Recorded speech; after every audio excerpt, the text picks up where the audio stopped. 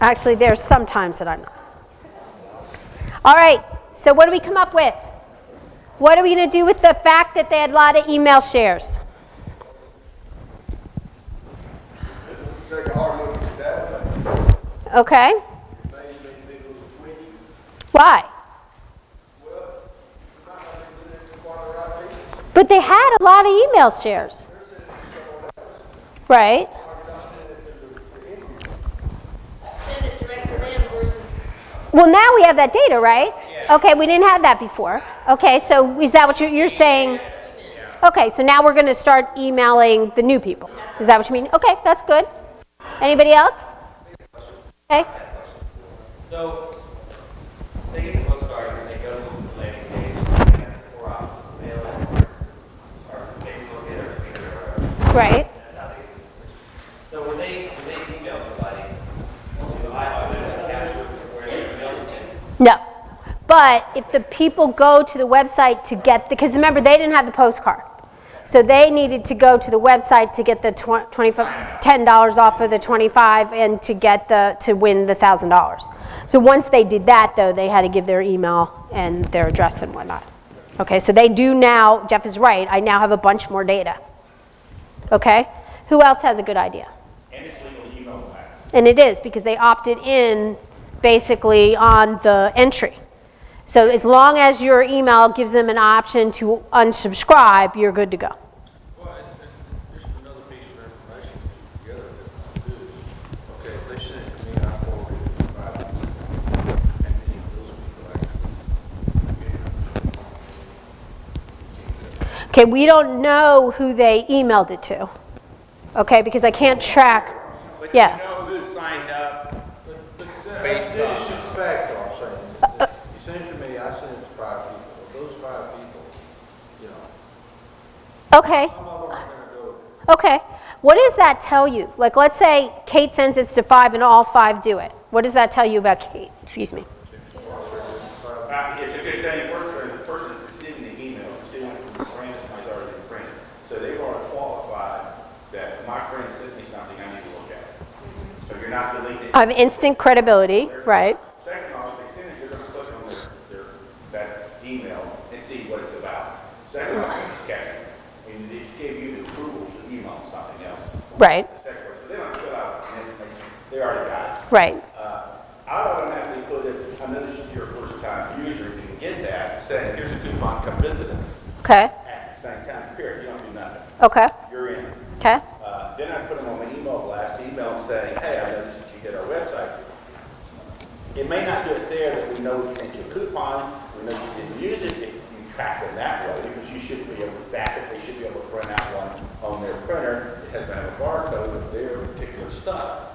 When they walk in the store, you must bring it to, you can zap it or use their phone in the store to get their coupon.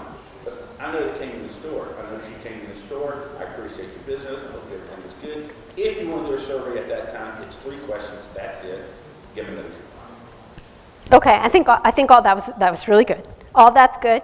Couple big keys there. Like I've got new customers that I now have information on who may not have exercised the coupon, so I want to make sure that before that expiration day I'm reminding them because they aren't the same level of loyalty as the person who did the referring.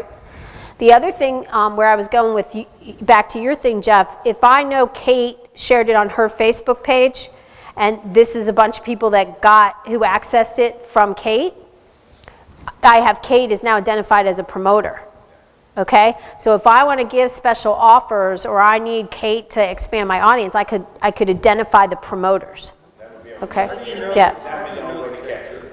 If I'm using Ducky, like a platform like that, because it's in the email, that's how they track it. So you send out your email or you have your landing pages, it's on the Ducky platform. Okay, so when Kate gets on, opens her email and says share, I now have Kate linked to the share.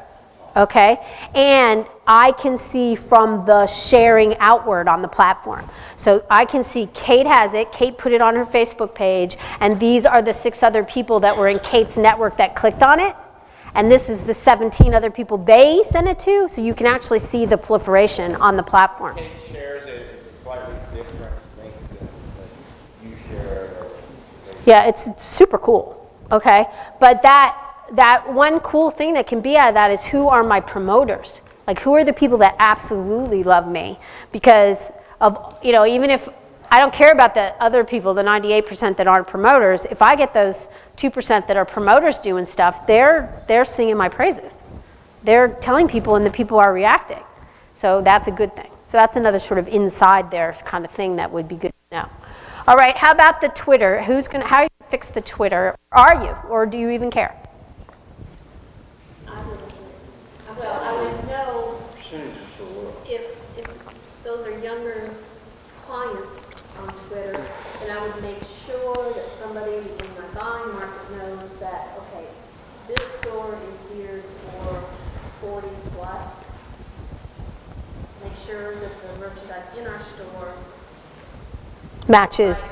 Okay, so I got some market research, okay? Great example too is in Temple, across the street from this regional model we're talking about, they built a new Kohl's department, okay? Now, Marianne's shopped at Kohl's several times in different towns, okay? And the product line is geared towards us, okay? Right. When they put in that Kohl's, I think they did their market research over the mall. Okay. Because the product line in that Kohl's was completely different, and it was for a younger base of people. Interesting. It was very interesting. We went in there, and I'm looking around, because Mary said, I wonder if you find some of the slacks you like, you know? So I go in there, and they didn't have it. They had stuff that was slim fit, you know, for 25. Yeah, that's not going to be in. Serious, you know? And the shoe line was unbelievable. Okay, now, So I told her, I said, last time I'm coming to this store, and we left. Okay, well, about a year later, she's back, and she goes, oh, look at it. She comes home, she says, they changed. Yeah. There's two things inside of that. Okay, this data also can give you market research information that is valuable. Like, you know, let's say they thought their market was 19-year-olds, and now they're like, no, it's really not, it's 30. The other thing you said that was really smart is, I maybe don't care. If my target audience is women and men over 30 years old, then I don't care if I'm not getting the 19-year-olds. There's plenty of competition down there. It's a bloodbath, you know, with all those Forever 21 and, you know, H&M and all that. So maybe they don't care, okay? But the good news is that I have real factual information on which to base that. Now, if you're thinking about, let's say that Steinmark, one of the reasons they did this was they wanted to find out, is it worth our while to change our product? Add our younger line. Then you might care, because you look at that and say, well, maybe it's not the time yet. Yeah. This is such a low response rate, you know, or maybe I need to change my, Inventory. or I need to change my ad. Or, yeah, okay. Good point. Get a list of younger people and try the process with them and see what happens. Okay, so all that's good. Okay, so everything that you guys are saying, and what that does is it gives you conversations to have. Okay, so remember the infamous quiet questions, you know? So maybe I say to somebody, you know, okay, well, here's the data. You didn't get much out of Twitter. Do you care? Okay, no, we didn't expect to. It's not a big market for us, you know, blah, blah, blah. Okay, fine. Then what we did learn was Facebook's working for you. And we can probably do even better if we think about how to accelerate the usage of that, okay? And you did great with your one-to-one shares, so you have a very loyal customer base. How else can we capitalize on that loyalty, okay? So that's all really good, and then they also might have been able to pinpoint their promoters and be like, you know, whatever you do, it is worth your while to take care of Kate and Marianne, okay? So, you know, like when they come in, don't be like, who are you? And no, I'm not returning that. And, you know, like those are the people you want to watch for. You can do that, okay? Anybody going to do anything with the the frequency? Is there anything anybody could think of there? Yeah, I don't like the question myself, but Yeah, they have some kind of loyalty card, which is how they got the data to begin with. So if you're using your loyalty card, you should know, because even if I paid by cash, I'm using my loyalty card because I want the points. It's just a stupid question. Well, again, What about the people that are going there to your email, you know, watching emails and DM and stuff like that, right? Okay, now that's a good point, because I could be able to say, this person actually that just got referred wasn't in our loyalty program, and they say they come in 3 times a month. Why aren't they in our loyalty program?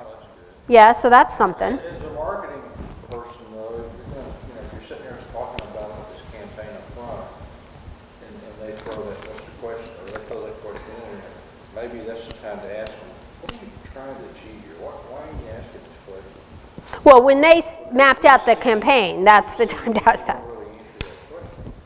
Yeah, we talked about that before the break. Like, anytime you ask a question, I'm going to have leakage. It's guaranteed. Okay? So now you got to make a choice. Is it more valuable to learn that data or get that information than it is to risk that leakage? And sometimes it is. Okay? Now let's think about a B2B thing with the questions. I don't know if I have a B2B example. I can't remember. You can track that on some platforms. I can see how far you get. Okay? So remember I had a welcome email or landing page, I had a form filling page where you entered the contest, and I had a question page. And I can actually see, these are the people that went through all 3 and converted. These are the people that got to 2 and quit. These are the people that got to 1 and quit. And that's actually good, okay? Because then you can go back and say, we said something good on the direct mail because it got them there. But there was a disconnect on the people that didn't move to the second page. So let's look at what we told them to do, look at who that should have appealed to, who it was supposed to be relevant to, because we can learn something from that. So when they fall off, you can learn stuff. Does that make sense? What happened to him? He had a call. Oh, okay. I just want to make sure, because he's the one who was like, how do I learn this? And now you're gone. Okay. All right. Linking back to the original customer file, I think we talked all through that one. Okay? So now what is our conclusion from all this?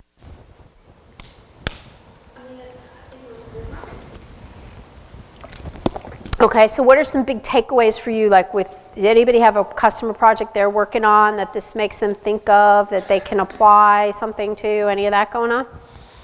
Yes? I mean, I'm not working on it yet, but I have a high-end customer, high-end shop, all the fanciest name and all that stuff. And it's very targeted to very rich people. Yeah. And this just gave me an idea to, go to them and say, hey, well, I'm targeting these people because their friends are probably also limited. They can share a Facebook email or get more people. Okay. So, and it's important to know that Facebook demographic is aging up.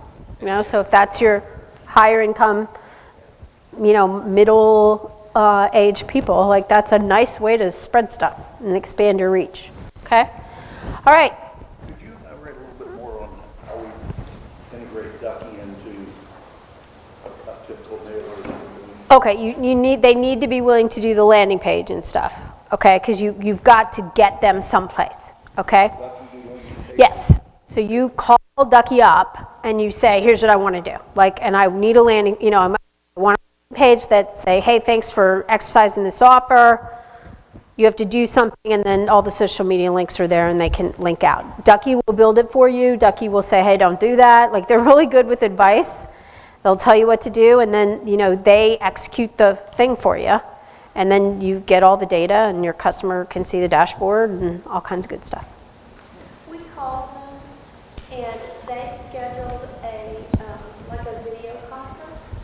So, we all gathered around the largest screen we had in the graphics department, and for about 30 minutes, they walked us through how Ducky works, answered questions. I mean, they were very, very, very helpful. The way that the pricing module was explained to me, and this has been, 3 or 4 months ago, there is no upfront cost. But once you decide you want to use Ducky, basically, and you can cancel it at any time, but it's $200 a month. Oh, they changed their model then. But there's like 2 different tiers. One, and gosh, I hope I can get this right. With the $200 a month, you got so many emails. I think it was like 20,000. I don't know. There was a certain number that you got with this $200. If you decide that you needed to do more than that or needed more emails or whatever, then it was transactional based. It was like, there was no $200, but each one was some incremental amount. So what that tells me what happened was they had a lot of one-time people and they weren't getting them to move, so they have to get some revenue off those initial consultations because it's time, since time takes time. So they changed them. I used to be that literally you didn't pay anything. If you did one campaign, you paid for the campaign. But that tells me people weren't upselling from that. So they were doing like the one and done, and then they weren't, growing their volume. So they've had to get something. So now they have that minimum. Yeah. So, but still, if you did that, and there's probably somebody who competes with them. I just don't know their name. We could look that up. Okay? So it's a good thing if you're in the right place, and it's mostly, this is going to be a B2C thing. Like you're not going to do this in a B2B world. Okay? All right. So summary, cross-channel marketing offers many tracking options. We talked about a lot of them today. Small and mid-sized businesses need help figuring out what to track. Maybe 2/3 of them don't track anything or only track like, did I sell anything? Something simple. Tracking even a few things learning the results can radically improve your results. Wow, then why are we bothering to send to all those 19-year-olds? Like, let's stop. Okay, so what's good, remember that statistic about the 67% could get better results, money? So let's say Steinmart was clueless and didn't know who their audience was and just did that. Okay, well then you could come back the next time and you could say, okay, to mail out the 5,000 of those that we mailed to people under 25 cost you this. Let's lop that off, let's take that investment and put it over here and improve what you were doing on the segments that it works. So it actually proved, here's the people to leave alone. So you redivert that spend it on the people you want to spend. So instead of just, a certain geography, we can expand the geography because we've refined the target. Does that make sense? Okay. And don't get, the last little piece was that whole, don't let them frazzle you. That's why I like CEOs, because they never frazzle. Like a lot of those marketing people, especially that mid-tier, like they're really tickled with themselves. And they're just saying stuff, and you're like, that doesn't make any sense. Like, what are you talking about? I had this one gal one time who, in one sentence, used the word granular like 15 times. And I was like, you don't, I'm thinking to myself, you don't even know what granular is. Like, what are you doing? I was supposed to be like impressed that she was diving into things at a granular level. And I'm thinking to myself, but you're not doing anything. So don't worry about that because they love it. It's kind of like IT people. Like they kind of like it that you're like, what? So, but if you don't understand something, come back, look it up, just like we did with geocoding. 10 seconds later, you're a lot smarter. Okay? So don't let them get you with that.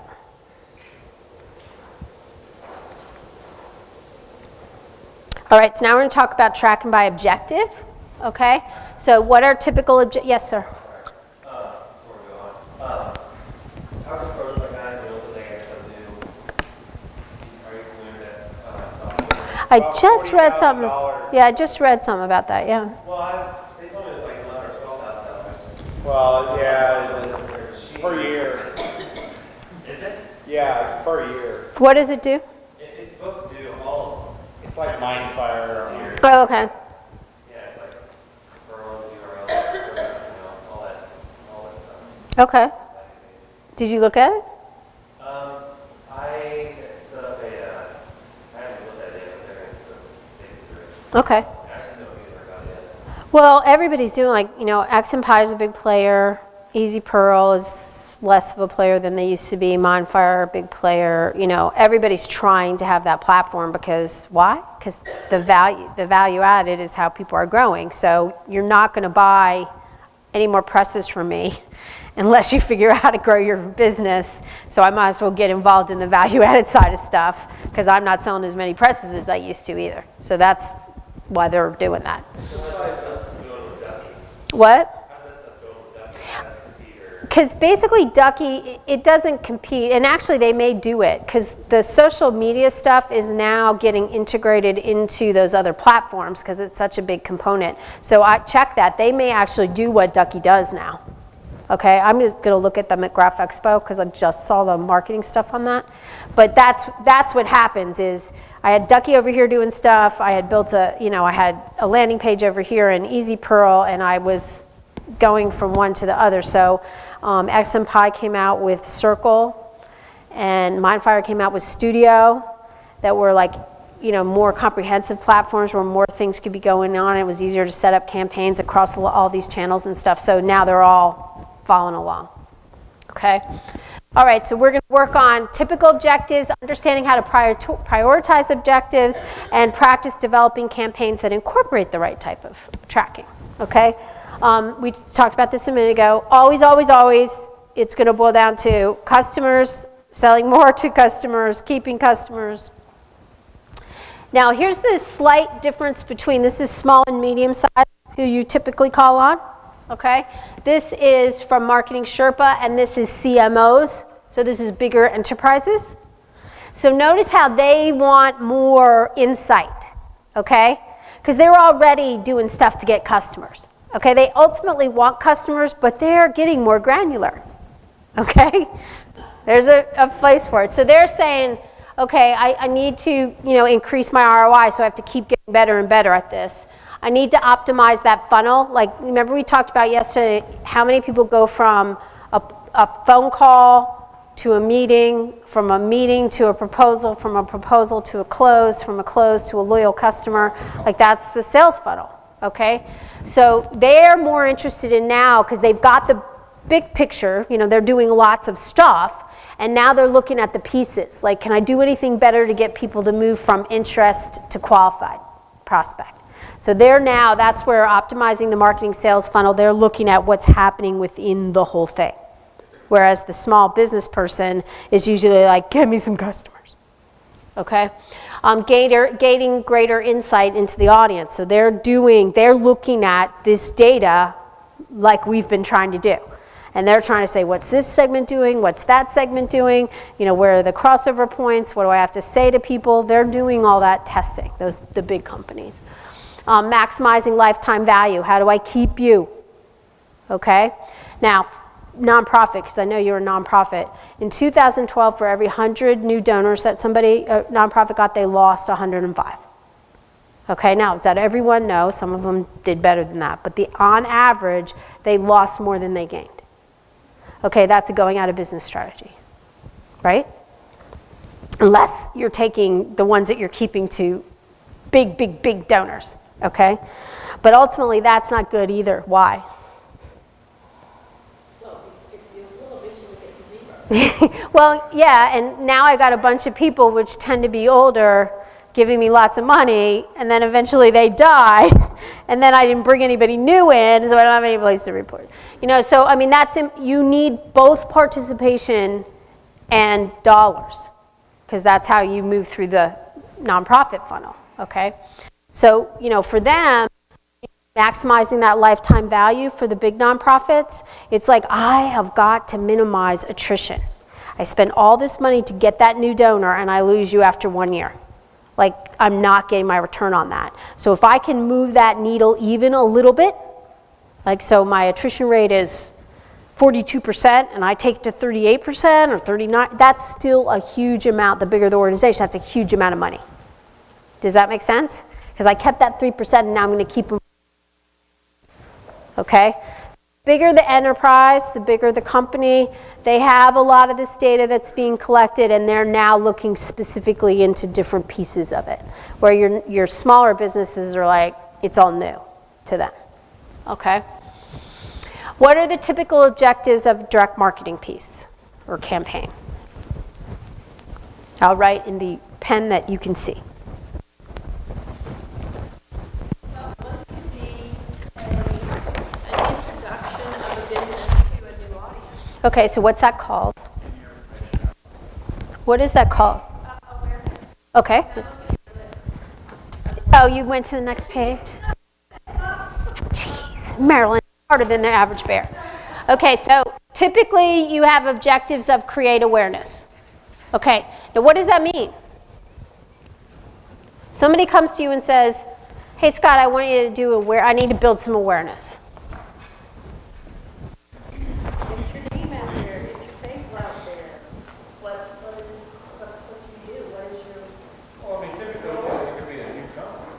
Right, okay. It could be a new company or it could be... Okay, so am I going to accomplish my objective?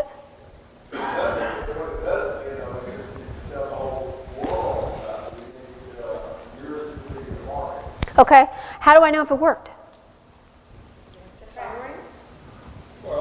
I'm not trying to get them to buy. I'm trying to get them to know about us.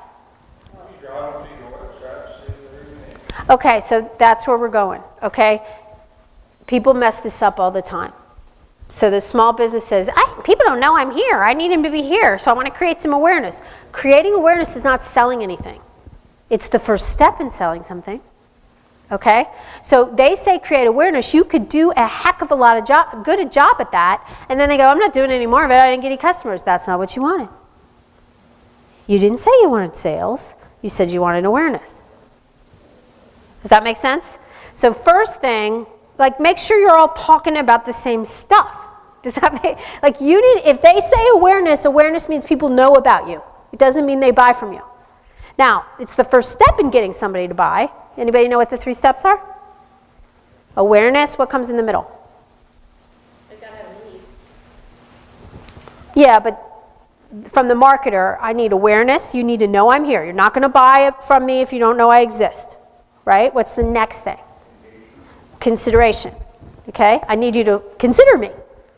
Okay? You can know I'm here and never intend to buy from me. Okay? So I need you to know I'm here, and I also now need you to know what we do and consider me when you have the need. And what's the last thing? I need him to buy. Okay? So you've got to make sure you're not confusing it. Okay? Because they'll say all the time, I want to create awareness, and then be mad at you because you didn't sell anything.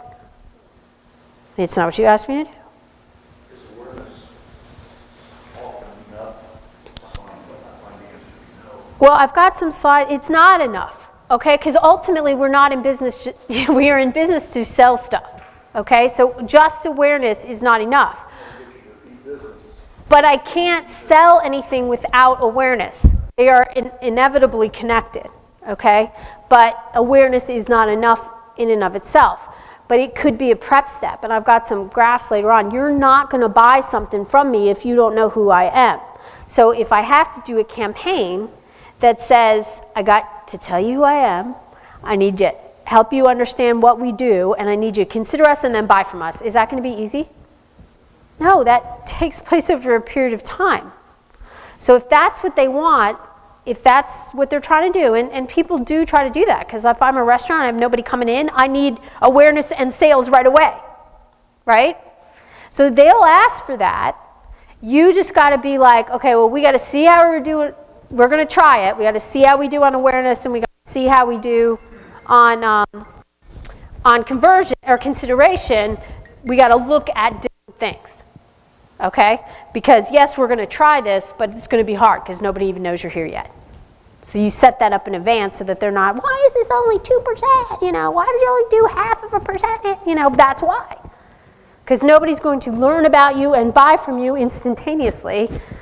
Well, some will. It's a small portion. Okay? So it's awareness, consideration, and it used to be when I, first learned about all this stuff way back in the dark ages. It was consideration, awareness, and, okay? Now loyalty's in there. Okay? So now I want you to know about us. I want you to consider us. I want you to make a sale. I want to make a sale, and I want you to keep buying. So there's different. So Steinmart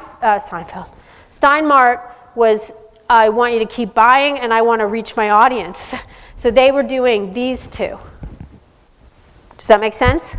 Because I use these guys, my good customers, to get me more awareness. Does that make sense? All right. Oh, and that loyalty, where your retention stuff comes in. Okay? Like that's a big deal for nonprofit.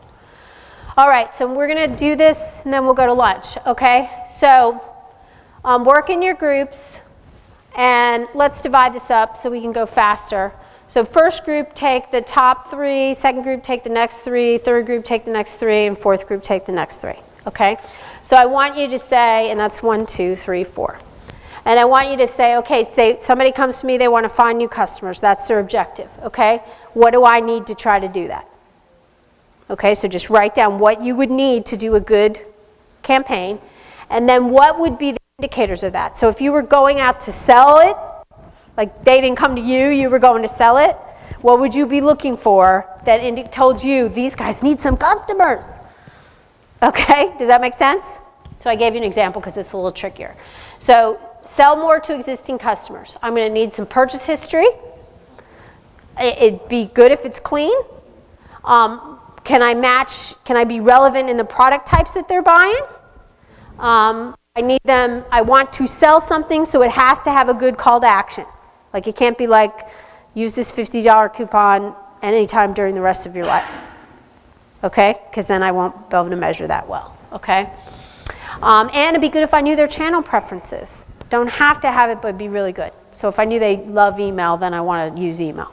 Okay?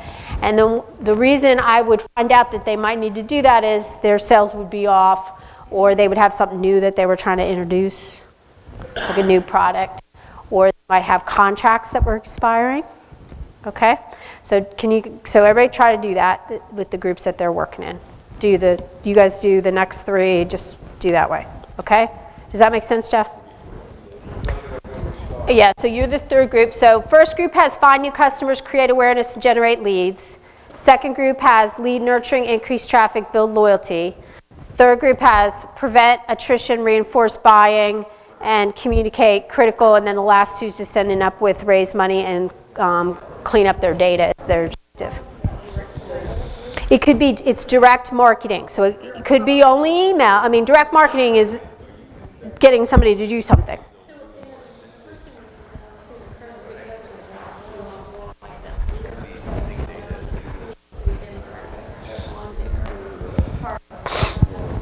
Everyone. Okay. Because if it is, like if you're a hair place or, that's pretty relevant to most people. Okay. Pizza? Okay, go ahead. Creating awareness and chamber, associated with the Chamber of Commerce. Okay. Open house, we have guest speaker coming in and, like open house. Okay. Joining the Rotary is a good idea. Signage? It's more like qualified leads we're looking for. I think all these are interconnected. Yeah, they are. Okay, but like finding new customers, I want to do I have good data on who are likely to be the customers? That's going to be a key consideration. Another key consideration is, okay, is there something, have they heard of you before? Like, are we trying to get somebody who knows about you to do something, or are we trying to get somebody who's never heard of you to actually hear of you and buy something?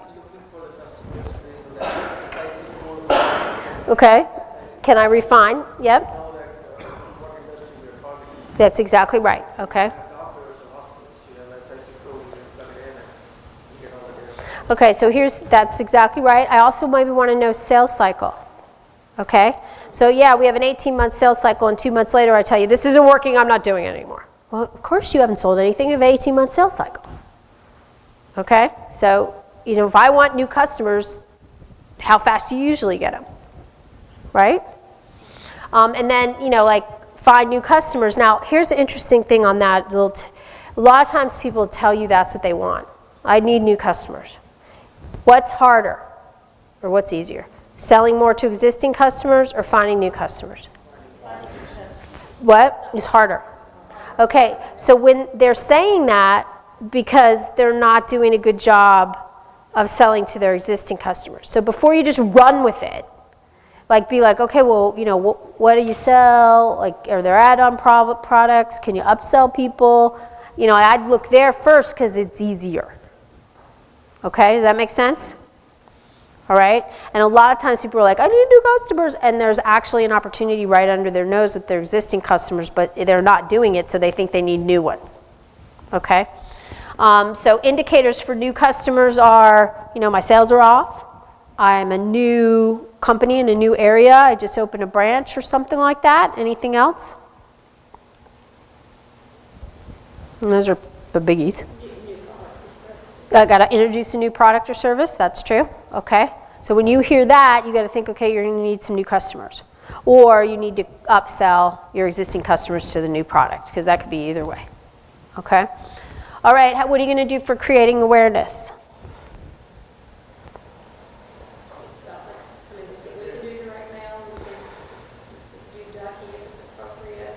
Is direct mail, like, you got to think about that. If it's a long sales cycle and how, you know, creating awareness is good, direct mail is good, but there's a rest to that story, right? So if I get you interested and there's nothing in the middle and you have a 12-month sales cycle, I got you interested, you're still not going to be happy ultimately because you wanted sales, and we didn't even talk about what's going to happen in the middle. What is the biggest, for you guys, what is the biggest indicator of that? I mean, where are you going to see that problem most often? You're never going to answer that based on what I said. What? New businesses. Okay. If you're generating leads that have to be, the next question you want to know is, how does it get sold? Okay? Because if there's a sales force involved, now what do you care about? Well, what's the handoff? If I'm generating leads for you and 16 months later the sales rep's being told to make the call, we're not going to sell anything. Right? So you got to ask the rest of that story. Okay, well, you want us to get some leads, you want us to create some awareness, then what happens? Okay? Because if there's a big black hole there, they may do it once, but they won't do it twice. What? Yeah. The sales has to, but if they're not thinking that, if they're just like, you got to get me some leads, but they haven't thought about the rest of it, they'll do it once and they won't do it twice. That's what they'll think, but it wasn't your fault. Okay, but it'll be your fault that you didn't ask the question. Okay. All right. So, what are some indicators that somebody would need awareness? You could do a random phone survey. Have you ever heard of? Okay. You could do that. Okay. So usually it's sales dying off. Probably the biggest, most recent example is JCPenney.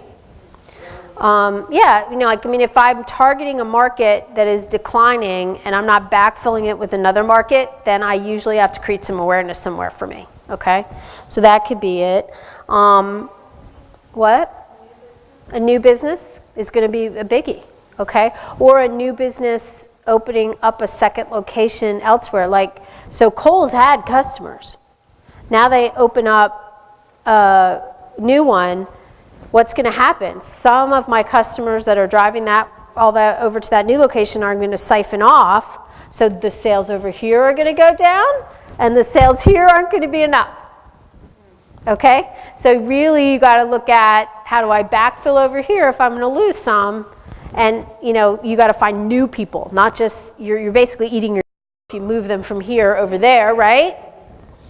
Without figuring out a way to get more of them. So the point in this discussion is, these are the things you need to ask about. And you're smart enough people. You guys know what happened when a quick copy back in the day, when there were zillions of them, and one opened up 5 miles away. You lost some of your customers because now it's closer for them. Okay? So you had to find some new ones. You know that already. Okay? So when somebody says to you, I'm opening up a store across town, you got to think, oh, that happened to me once and I lost some of my customers. Like, where are you going to find the new ones? Okay? Does that make sense? Okay. Now, the other thing with awareness, like, depending on what you're selling, all these have tons of caveats. Like, depending on what you're selling, there's other ways, you know, like, I could create awareness with signage. Okay?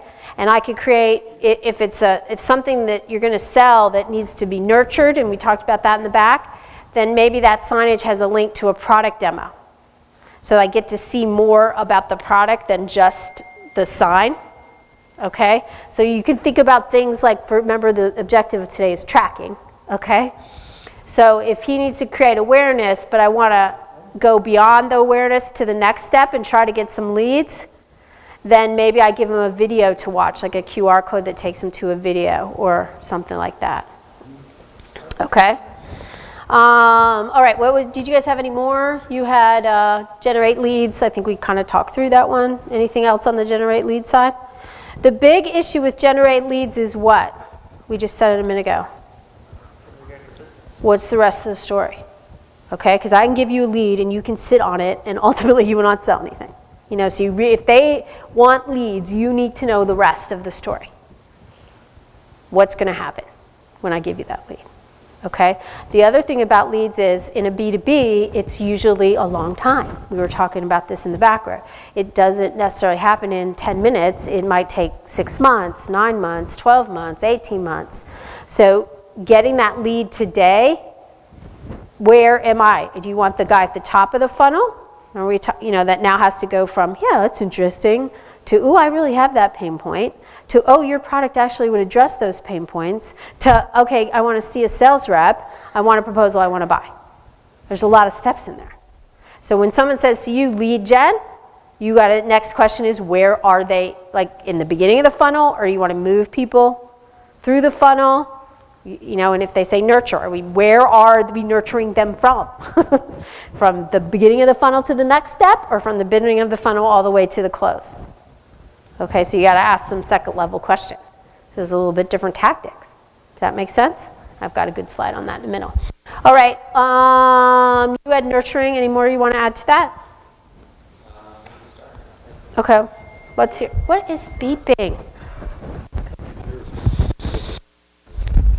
Oh, Rack Room's having a sale. Rack Room. They send out an email every Saturday morning without fail. Yeah, really. All right, let's hear. One thought that occurs to me in retail advertising, the mantra is give them reasons to shop here rather than elsewhere, now rather than later. Right. That applies to some of this. Yeah, that's a great point. Because who was it? Like you had the no urgency, and the pet guy had no urgency. You know, the pet example, not yours, the pet example I had. Where basically it's like, come in the next 30 days and get free heartworm. Not in 100 years. You know, because I could be out of business by the time you remember to use this in 2 years. You know, so there always needs to be an expiration date on it. Okay, or else it could work and you're just all dead by the time it did. And a reason for here versus elsewhere. Right, exactly. Okay, so that's a very good point. Okay, if you just take away from today, expiration date, you know, like some key points like that, you will have a lot better campaigns, because it's amazing what people, or call to actions. Like what was I supposed to do on that pet thing? I don't think it said anywhere like call now. Yeah, it said free. The offer was very clear, but there was no call to action. You know, so people make mistakes like that all the time.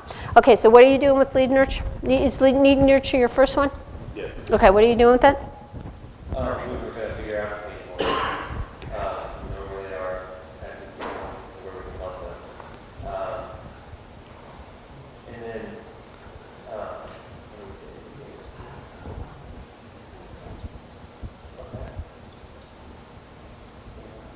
What's that? What's an indicator on that? Like you go in to meet with the B2B business and you're thinking they might need some nurturing, but of course nobody says, oh, great, I'm glad you came in. I was thinking about doing some nurturing. Like, so what kind of a question are you going to ask that would reveal they need nurturing?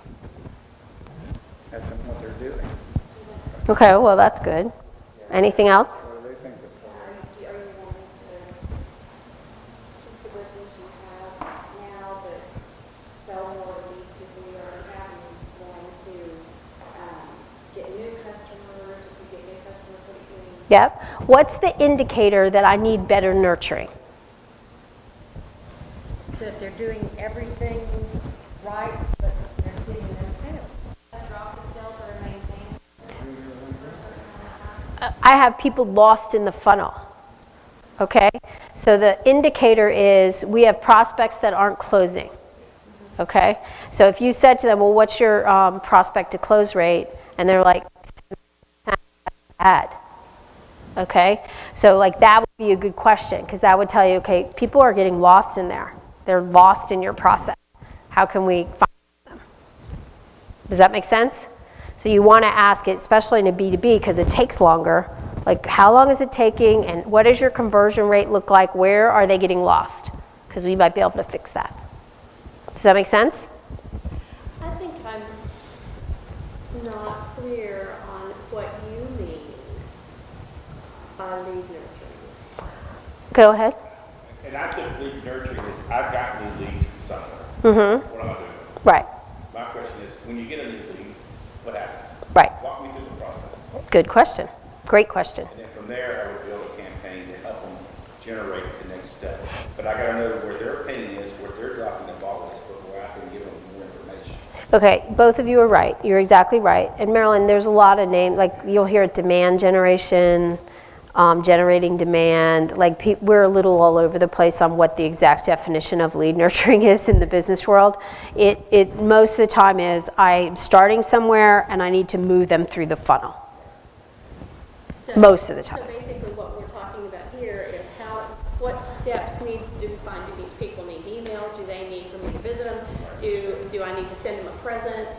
What do I need to do to them to Keep get them to- going. Yeah, all right. Okay, and usually what the problem is I haven't, in a small business, is I have one thing. I have one piece of direct mail, I have one brochure. I keep telling everybody the same things over and over again.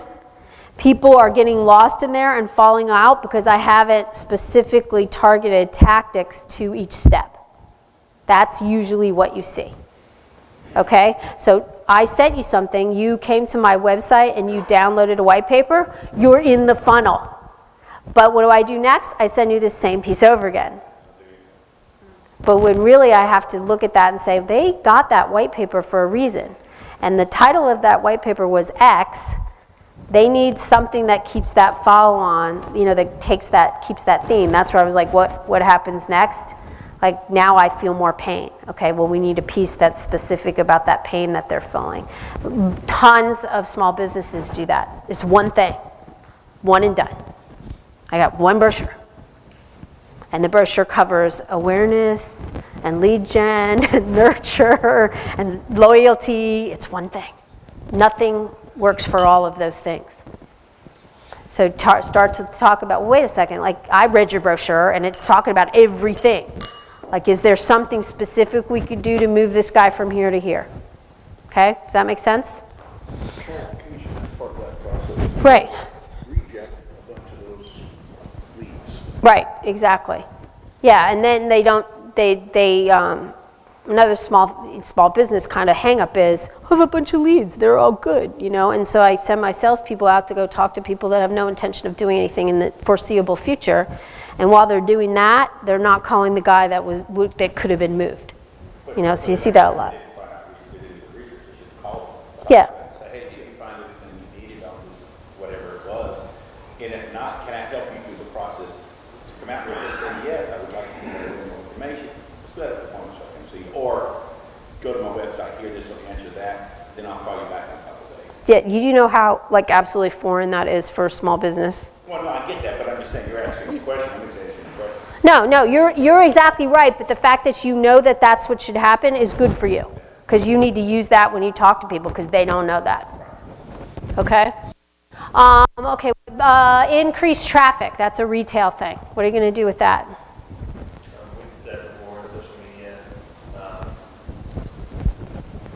maybe, well, we're talking about loyalty program, various coupons, things like that. Okay, so some of the Signmart stuff applies to generating traffic. That's what they were doing. Okay? TV and a postcard. I know. I wonder which one. I know, I'm really struggling with that. Signage can generate traffic. Sale today. Okay? Now, I'm not going to know if you're thinking about it if you see the sign and you don't do it. Okay? So keep that in mind. I'm going to show you something in a minute. Okay? Because if you're like, oh, I really want to do that, but I can't for whatever reason, then they'll never know that that sign worked. Okay? Building loyalty. Who had that? I got some information on it. Okay. Building loyalty, and I'm gonna go back to the card, the loyalty card. That could be part of your building loyalty. Mm-hmm. The only thing I don't like about some of the coupons, the way they did is when you bring, and I'm gonna use Kroger's and a couple other places. Kroger's, you get instant gratification when you buy. I like that. Love that. You come back because I don't have to worry about, I don't have to look for anything. done. Go to another place, they're gonna give you a cash register receipt. Oh, $5 off if you bring this back. Hate that. Yeah, no, because I don't know what I Go do. to another place and give me your phone number and I'll give you 6 points. Mm-hmm. I don't understand any of that stuff. Don't bother me. Exactly. So, Why are they doing that? because they don't want you to use it.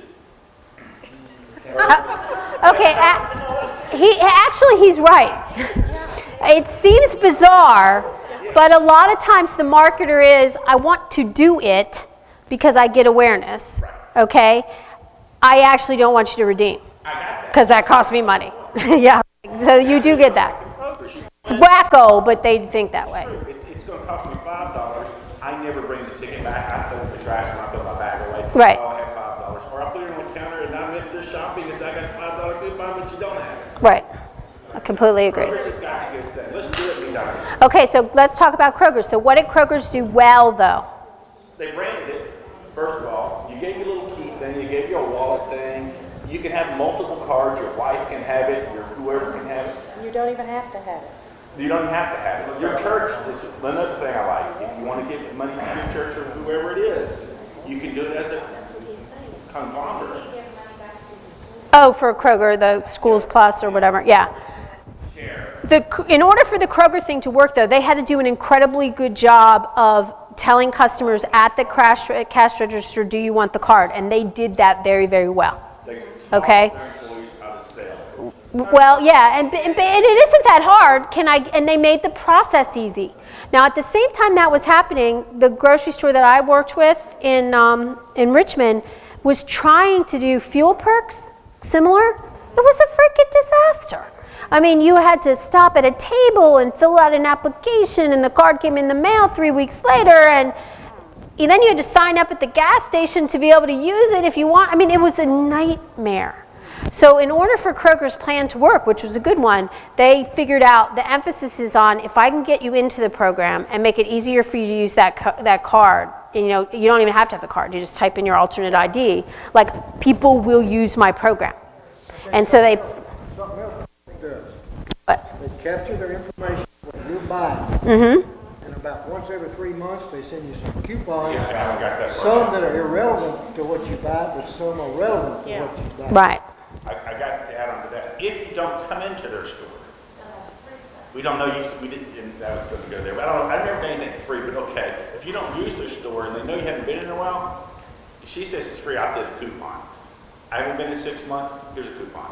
I notice you hadn't been in here. Just come visit us. Okay, now I'm going to tie these things together. All that is great. All that is great. Because what they're doing is, if I sent you irrelevant coupons all the time, you would never use them, and I would train you not to pay attention.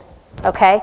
So they're easing you into other categories because most of the stuff is good, and then you're like, well, I'm going to use these other 3. Well, let's go ahead and try these ice cream bars. What the heck? So they're getting more lift there from that. Yeah, it's good. They're really good marketers. The other thing they do is they have taken it from the global, which all these programs are executed at the corporate level, but you guys feel like it's your stores that you go to. But at the local level, you guys probably don't know this, but at one point when I had teenage kids and a company that I was running, I did all my shopping at Kroger. I was at one point one of the top 10 shoppers. I got a call. I fed my company very well. I got a call from Kroger, and I'm in there all the time. And I got a call from them, and they were like, please call me back, and left a message. I was like, oh, damn it, did I drop a card in there? Oh, this is a big hassle. I left my American Express. I'm thinking something's wrong. So I call them back, yeah, what? Did I leave something there? And they're like, no, you're one of our top 20 shoppers. Just want to let you know that you have a 20% discount off of any shopping order that you have between now and the end of January. Oh, wow. Am I going to be like the most loyal Kroger customer that ever? And we'd like you to stop by now because we have a basket of fruit for you. Oh, yeah. Dang.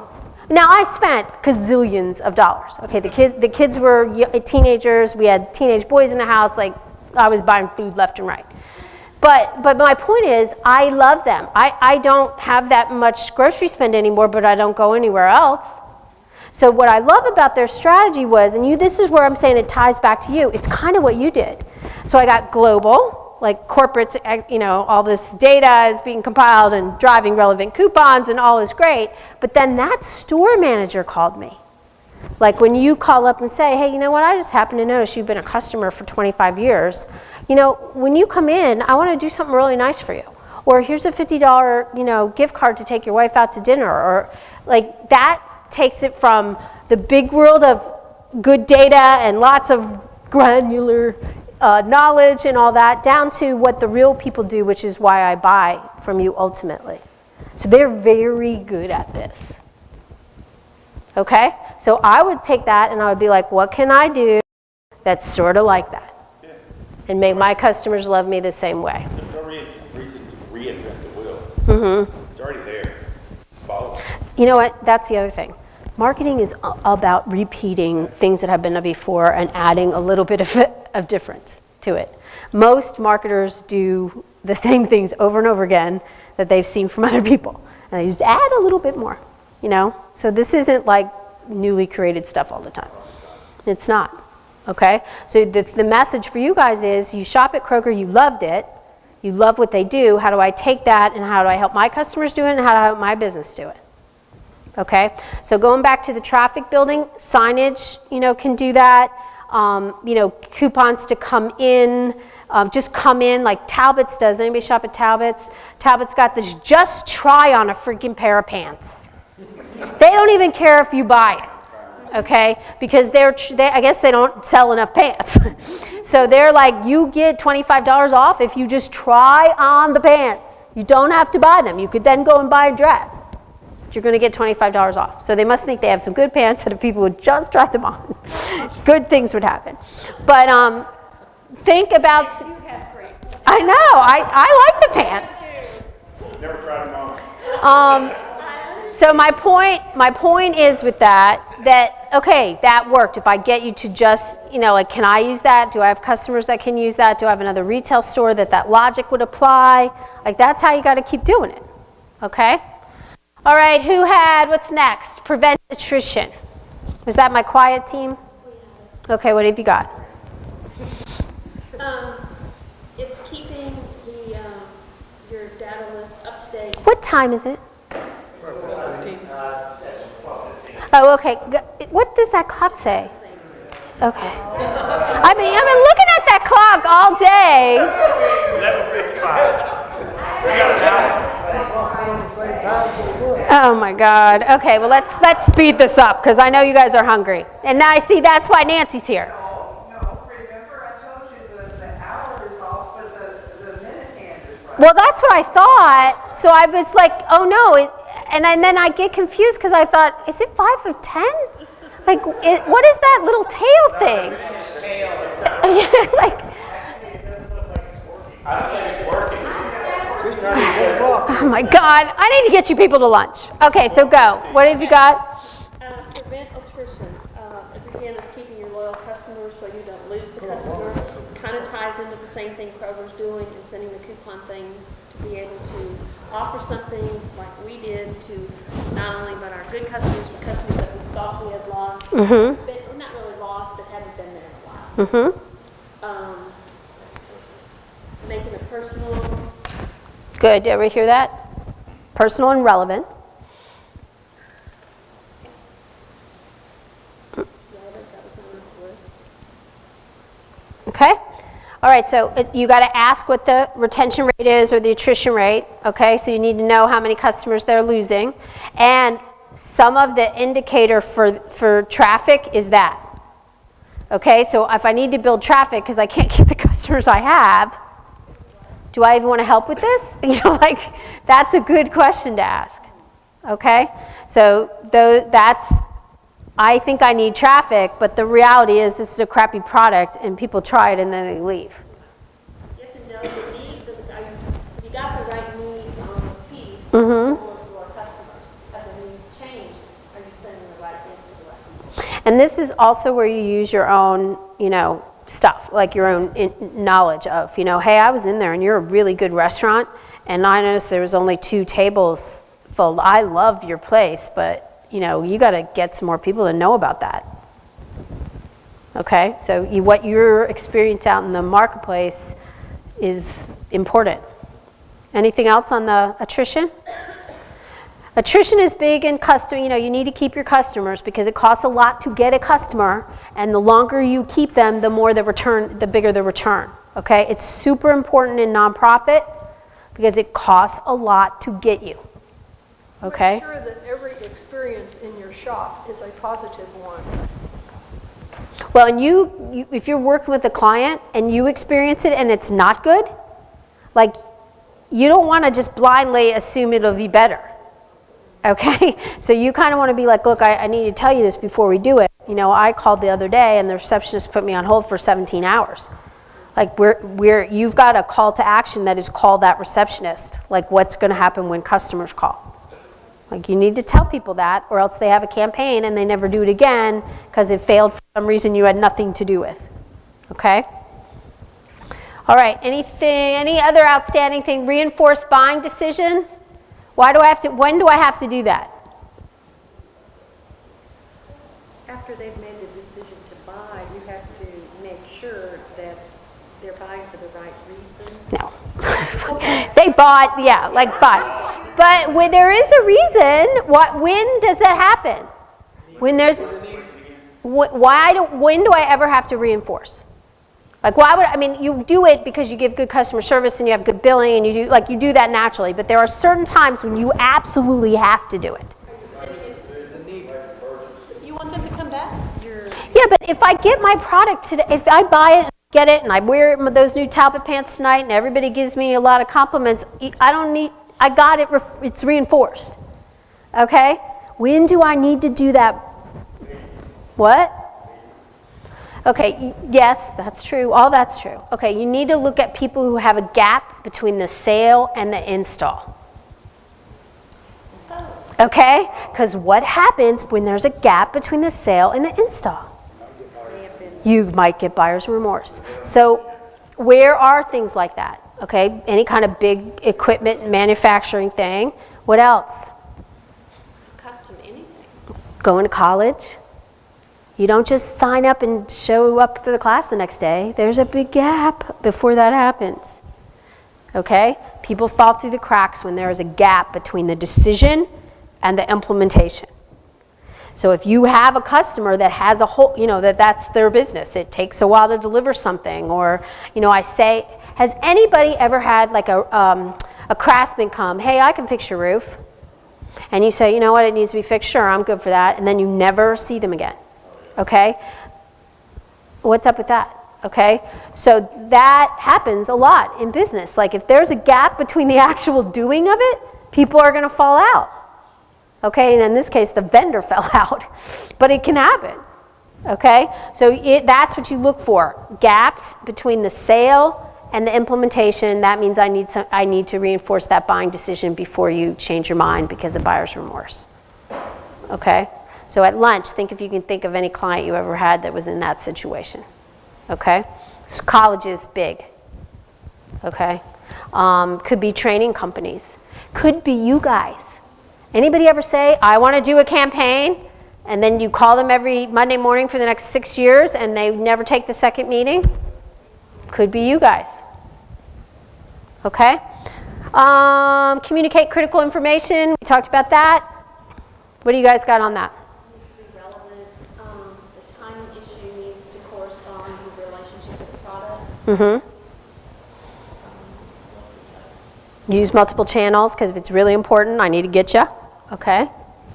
And the other thing is when it's critical information, think about what happens when the communication isn't good.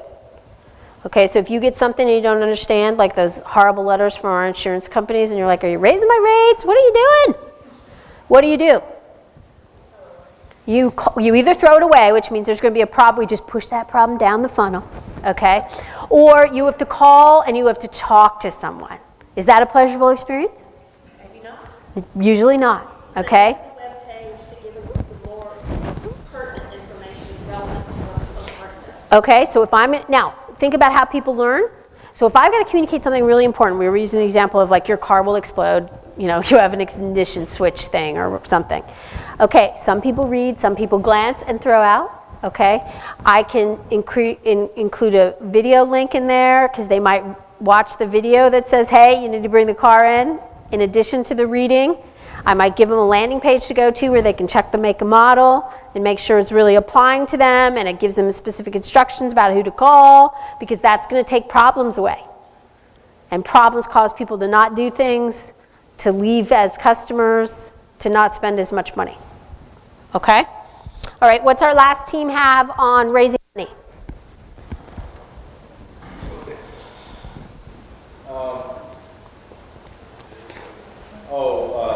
You need to identify the cause, like what they're, instead of like saying we need money, say, communicate the cause that they're going to be donating to, make them care. It's even a specific need is probably going to get more donations than just a general like budget. We need to make our budget like we talked about like a church. If they're raising money for an organ or something, that's a specific thing. Where if it's just like we got to pay the bills, and that's more vague. Even if it's like an animal fund, and animal fund means I'm going to use the money any which way I need to use it, okay? It's easier for the donor to make a decision if it's tied to something specific, okay? So even if we're going to do a million different things with this money, but I know Kate cares a lot about the library, and I say part of this money is going to the library, that's more relevant than give us money because we have lots of needs. And that was the other thing that you had said about identifying, targeting donors that or care about specific things that they, and even maybe. Now, how do I know the specific things?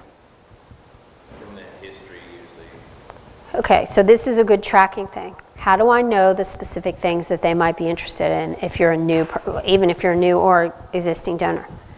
Go back to those interest points in databases.